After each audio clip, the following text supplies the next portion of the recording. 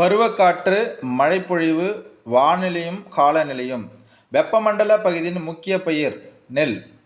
மிதவெப்ப மண்டல பகுதியின் முக்கிய பயிர் கோதுமை. காலநிலை கணக்கிட தேவையான காலம் 30 ஆண்டுகள்.